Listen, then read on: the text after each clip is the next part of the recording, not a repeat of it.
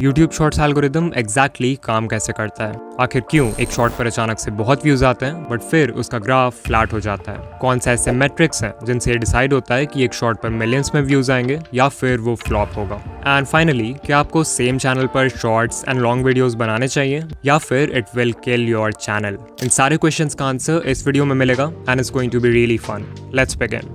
So we know कि बड़े YouTubers के शॉर्ट्स पर व्यूज आते रहते हैं और आते ही रहते हैं। बट आपके केस में शॉर्ट अपलोड करते ही पहले तो 100 या इवन हजारों व्यूज आते हैं, बट देन व्यूज का ग्राफ कंप्लीटली फ्लैट हो जाता है। चलो समझते हैं कि ऐसा क्यों होता है। तो अभी से 1 साल पहले कॉलिन एंड समीर ने एक इंटरव्यू अपलोड किया था Todd Sherman and Rene Ritchie के साथ। अगर आप नहीं जानते तो ये दोनों ही यूट्यूब के ऑफिशियल एम्प्लॉइज हैं एंड टॉड तो स्पेशली यूट्यूब शॉर्ट्स के प्रोडक्ट लीड हैं, विच ऑब्वियसली मीन्स कि वो हमें शॉर्ट्स एल्गोरिदम के बारे में बहुत कुछ बता सकते हैं। इंटरव्यू के एक पार्ट में उन्होंने बताया कि आप जैसे ही एक शॉर्ट अपलोड करते हो तो एल्गोरिदम आपके शॉर्ट के लिए एक रैंडम सीड ऑडियंस फाइंड करता है। ये सीड ऑडियंस बेसिकली एक स्मॉल ग्रुप ऑफ व्यूअर्स होते हैं जिनके साथ एल्गोरिदम आपके शॉर्ट को टेस्ट करना चाहता है, बिकॉज उसे आपके चैनल और उसके कंटेंट के बारे में अभी ज्यादा कुछ नहीं पता है। यहाँ पे रैंडम वर्ड इंपॉर्टेंट है बिकॉज हो सकता है कि वो सीड ऑडियंस आपकी टारगेट ऑडियंस हो ही ना। इन व्यूअर्स को यूट्यूब रैंडमली सिलेक्ट करता है आपके शॉर्ट को टेस्ट करने के लिए। सो मान लो वो सीड ऑडियंस आपके शॉर्ट के साथ अच्छे से एंगेज नहीं करती है तो कुछ देर बाद यूट्यूब आपके व्यूज को फ्लैटलाइन कर देगा, मतलब फिर ना के बराबर व्यूज आएंगे उस पर। और जो थोड़े बहुत व्यूज आएंगे वो मोस्टली दूसरे ट्रैफिक सोर्सेस के होंगे।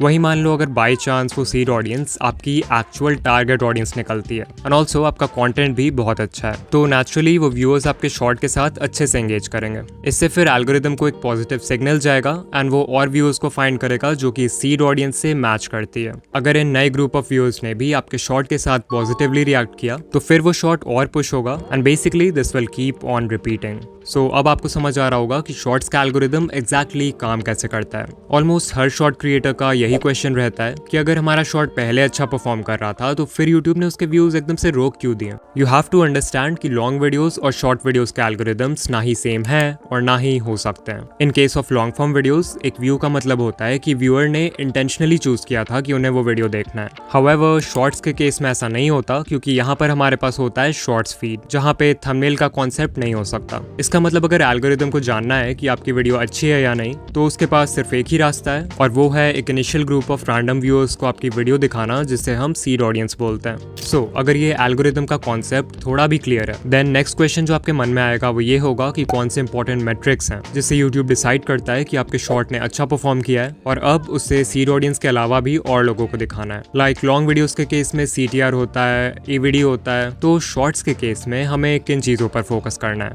जो पहला मेट्रिक है उसे कहते हैं how many chose to view. Just like long videos में हमारे पास CTR होता है, शॉर्ट्स फीड में हमारे पास है how many chose to view metric, also known as viewed versus swiped away. ये आपको बताएगा कि कितने परसेंटेज ऑफ व्यूअर्स आपके शॉर्ट को देखने के लिए रुके और कितनों ने देखने से पहले ही उसे स्वाइप कर दिया। जितने परसेंटेज ऑफ व्यूअर्स शॉर्ट देखने के लिए रुकेंगे, ऑफ कोर्स सिर्फ उनके ही व्यूज काउंट होंगे। यहाँ पर शायद आपके मन में ये भी क्वेश्चन आए कि एक व्यूअर को शॉर्ट कितने सेकंड्स तक देखना होगा जिससे एक व्यू काउंट हो। तो ये क्वेश्चन कॉलिन ने भी इंटरव्यू में पूछा था, जिसके रिप्लाई में टॉड ने कहा कि यूट्यूब ने आज तक पब्लिकली कभी नहीं बताया है कि what counts as a view. So वो एग्जैक्टली तो नहीं बता सकते, बट हाँ, जो एल्गोरिदम है वो इंटेंशनैलिटी मेजर करने की कोशिश करता है। यानी कि अगर उसे लगता है कि व्यूअर इंटेंशनली रुका है वीडियो देखने के लिए, तभी जाकर वो उस व्यू को रजिस्टर करेगा, अदरवाइज डिस्कार्ड कर देगा। फिर नेक्स्ट क्वेश्चन है कि ये viewed versus swiped away percentage कितना होना चाहिए। तो आप लोग पैडी गैलोवे को जानते होंगे, he is a YouTube strategist and ये बहुत सारे बड़े क्रिएटर्स के साथ काम कर चुके हैं, इंक्लूडिंग मिस्टर बीस्ट। तो पिछले साल पैडी और उनकी टीम ने एक स्टडी कंडक्ट किया था, जहां उन्होंने 5000 से ज्यादा शॉर्ट्स को स्टडी किया across 33 YouTube channels in different niches. According to his study, Shorts जिनका व्यूड परसेंटेज 60% और उससे कम था, उन शॉर्ट्स ने उतना अच्छा परफॉर्म नहीं किया। जो बेस्ट परफॉर्मिंग शॉर्ट्स थे, जो बहुत वायरल हुए, उनका व्यूड परसेंटेज ऑन एवरेज 70 से 90% के बीच में था। अगेन ये सिर्फ एक स्टडी है, so I recommend you to not obsess over these numbers, but हाँ, इससे एक रफ आइडिया ले सकते हैं कि अगर आपका व्यूड परसेंटेज 80% या फिर उससे ज्यादा है, then there is a high chance कि आपका शॉर्ट वायरल होगा। इवन मैंने पर्सनली जितने भी वायरल शॉर्ट्स का एनालिटिक देखा है, उन सबका व्यूड परसेंटेज 75 के ऊपर रहता है। नाउ आई नो कि मैक्सिमम क्रिएटर्स जो इस वीडियो को देख रहे हैं, उनका viewed versus swiped away ratio इतना अच्छा नहीं है, तो अब समझते हैं कि इस नंबर को इंप्रूव कैसे करें। So as I said, long videos के केस में हमारे पास है CTR, वैसे ही शॉर्ट्स के केस में CTR का इक्विवेलेंट है how many chose to view. जब हमें CTR इंप्रूव करना होता है तो हम वर्क करते हैं वीडियो के टाइटल और थंबनेल पर, यानी कि वो चीज़ जो व्यूअर्स सबसे पहले देखते हैं। सो अगर शॉर्ट्स की बात करें तो कौन सी ऐसी चीज़ है जो व्यूअर्स सबसे पहले देखते हैं?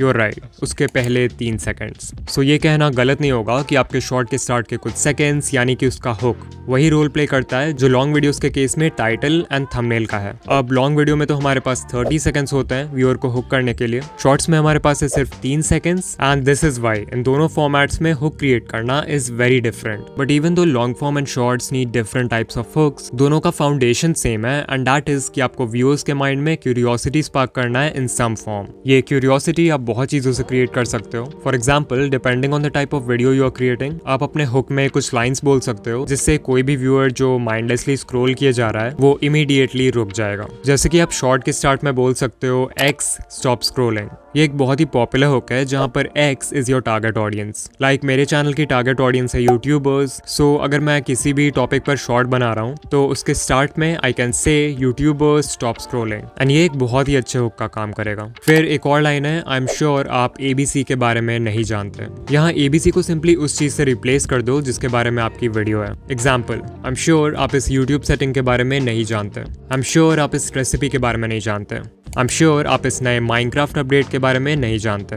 बट जरूरी नहीं कि आप लोगों को कुछ बोल कर ही हुक करो, बिकॉज जितना पावरफुल एक लाइन होता है व्यूअर्स का अटेंशन ग्रैब करने के लिए, उतना ही पावरफुल होता है एक इंट्रीगिंग विजुअल। इस पेंटिंग शॉट को देखो, इसमें आर्टिस्ट ने कैनवस के ऊपर बहुत ही अनयूजुअल वे में कलर्स को पोर किया है। बट शॉट में कुछ सेकंड्स और आगे जाओगे तो यू विल सी कि आर्टिस्ट ने पूरा कैनवस ब्लैक पेंट कर दिया। अब अगर आर्टिस्ट चाहता तो नॉर्मली भी कैनवस को पूरा ब्लैक पेंट कर सकता था, बट शॉट के फर्स्ट फ्रेम में कलर्स को ऐसे स्पेशल वे में रखने से व्यूअर्स के माइंड में क्यूरियोसिटी क्रिएट होती है कि ये पेंटिंग क्या है, आगे क्या बनने वाला है एंड सो ऑन, जिससे वो हुक हो जाता है। फिर कल ही शॉर्ट स्क्रॉल करते वक्त I came across this food channel. इसकी जो क्रिएटर है वो अपने ऑलमोस्ट हर शॉट को स्टार्ट करती हैं by tossing ingredients in the air and catching it. अब आई डोंट नो कि वो ये इंटेंशनली करती हैं या नहीं, but this is a great way to create a visual hook. लेकिन अगर आप सच में अपने शॉर्ट्स वायरल करना चाहते हो तो सिर्फ हुक क्रिएट करना is not enough. You also need a good audience retention. जब हम लॉन्ग वीडियोस बनाते हैं तो यूट्यूब का फोकस होता है वॉच टाइम पर, बिकॉज एल्गोरिदम चाहता है कि आपका कंटेंट ज़्यादा से ज़्यादा टाइम के लिए व्यूअर को प्लेटफॉर्म पर बनाए रखे।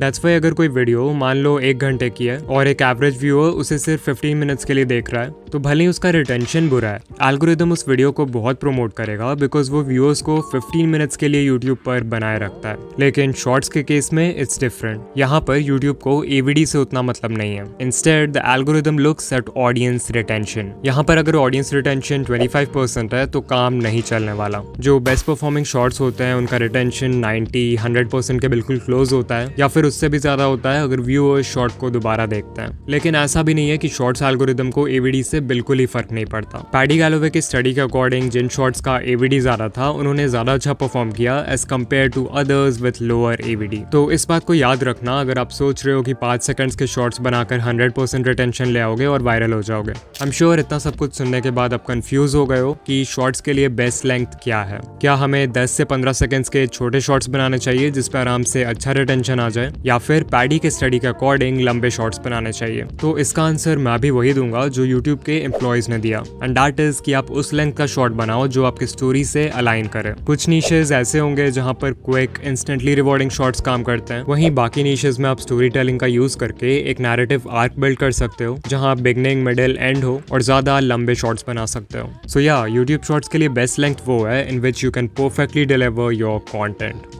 Okay, at the time of writing the script मैंने ये कम्युनिटी पोस्ट किया है कि new video about YouTube shorts coming soon, and कुछ कमेंट्स आ रहे हैं फ्रॉम पीपल सेइंग कि भाई क्या हमें शॉर्ट्स और लॉन्ग दोनों सेम चैनल पर अपलोड करना चाहिए कि नहीं। तो चलो इस टॉपिक को भी कवर कर लेते हैं। Should we upload Shorts and long videos on the same channel? जब यूट्यूब देखता है कि कोई व्यूअर शॉर्ट्स फीड में आपके शॉर्ट्स को कंसिस्टेंटली एंजॉय कर रहा है, तो एल्गोरिदम उस व्यूअर के होम पेज पे आपके लॉन्ग फॉर्म वीडियोस को भी दिखाने लगेगा। अब देखो, जरूरी नहीं कि जो व्यूअर्स आपके शॉर्ट्स देखते हैं हैं उन्हें आपके लॉन्ग फॉर्म वीडियोस में भी इंटरेस्ट हो। इनफैक्ट मोस्ट केसेस में वो व्यूअर्स आपके लॉन्ग वीडियोस नहीं देखने वाले हैं बिकॉज शॉर्ट व्यूअर्स का अटेंशन स्पैन भी छोटा होता है एंड फुल लेंथ वीडियो से उन्हें वो क्विक डोपामिन हिट नहीं मिलेगा जिसकी उन्हें आदत है। And this is a problem because जब ये शॉर्ट व्यूअर्स आपके लॉन्ग वीडियोस पर क्लिक नहीं करेंगे तो उनका CTR नेगेटिवली अफेक्ट होगा, या लेट्स से उन्होंने उस वीडियो पर क्लिक कर भी दिया तो वो बहुत ही जल्दी वीडियो बंद कर देंगे बिकॉज उन्हें इसकी आदत नहीं है। एग्जाम्पल के लिए आप इस चैनल को देखो, Jake Fellman, he has 23 million subscribers, जहां इनके शॉर्ट्स पर कंसिस्टेंटली मिलियंस ऑफ व्यूज आते हैं, लॉन्ग वीडियोस पर मुश्किल से 20 के व्यूज कंप्लीट हो पाते हैं। Another channel is Dan Rhodes with 26 million subscribers, जहां इनके मोस्ट पॉपुलर शॉर्ट पे 800 मिलियन व्यूज हैं। The most viewed long form video only has 500 K views. और यूट्यूब पे ऐसे कितने सारे चैनल्स के एग्जांपल्स मिल जाएंगे जिनकी एक स्प्लिट ऑडियंस है। So what is the conclusion? Shorts के लिए एक सेपरेट चैनल बनाना चाहिए, राइट?